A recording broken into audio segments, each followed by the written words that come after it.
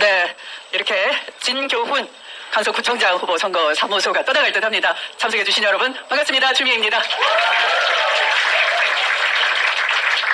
이 선거는 보통 선거가 아님을 이 자리 열기가 증명해주고 있습니다. 제가 오늘 진교훈 후보, 이름이 참 좋습니다. 이 시대의 원칙과 법치가 상식이 무너지고 있는데 진짜 교훈되는 삶을 살아온 사람, 무슨 일을 했든지 간에 그런 사람을 우리가 찾고 있는데 딱 이름이 진짜 교훈, 진교훈입니다.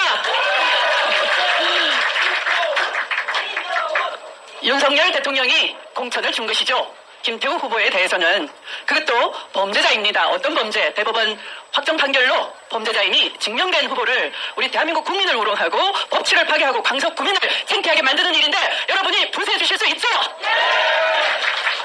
어떤 범법자냐?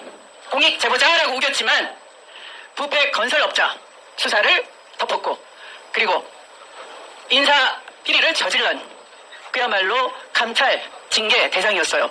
그런데 그것을 모면하기 위해서 청와대 파견 기회에 공직자로서의 지켜야 될 기밀을 누설한 것이 범법이다, 이렇게 대법원이 확정 판결을 내린 것입니다. 그런데 그것은 윤석열 대통령하고 처지가 비슷해요. 윤석열 대통령이 검찰총장 시절 손준성 수사정보정책기획관이 바로 검찰총장의 손과 발입니다.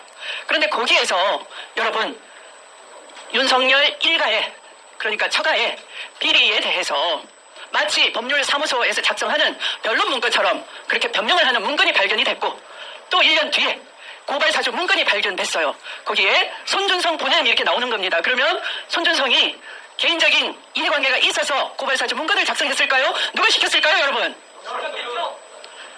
바로 윤석열 대통령이 시켰다라고 의심을 살 수밖에 없는 정황인 거죠. 그런 일을 지난 총선 2020년 있었던 총선 즈음에 이미 벌인 겁니다.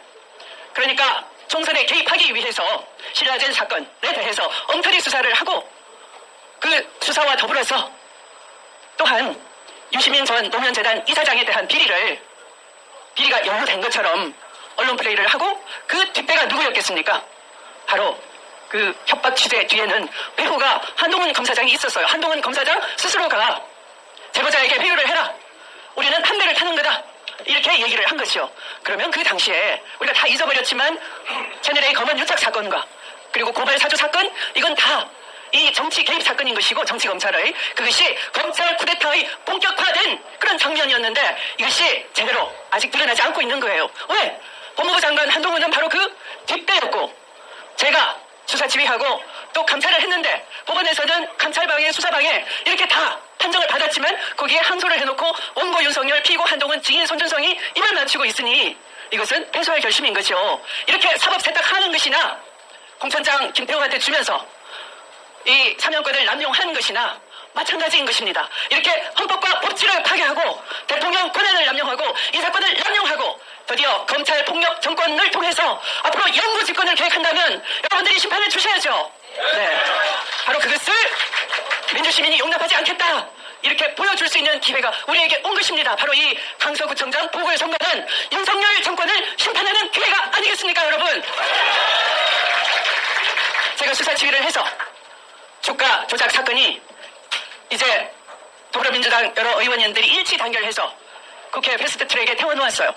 그것을 제대로 특별검사 통해서 밝혀내고 대통령이 수사방해를 했고 대통령이 사법방해를 저질렀고 패소할 결심에 대구에 있었고, 아까 그런 범법의 의혹이 있는 핸드폰 비번마저도 까지 않고 증거를 은닉한 한동훈을 법무부 장관으로 임명해서 인사권을 남용하고 제대로 된 재판을 방해한 사법방해를 했다면 어떻게 해야 되겠습니까, 여러분? 어떻게 심판합니까? 국회가 탄핵 소추를 해야지만 심판할 수 있는 것이죠. 그 기운을, 민주시민의 기운을 모아야 되는 것이죠. 그렇게 하려면 이 선거 어떻게 해야 되겠습니까? 진짜 교훈, 진교훈 여기에 있습니다. 바로 우리가 수사 기소 분리를 제대로 했더라면 경찰은 열심히 수사를 하고 그 수사권이 남용될 때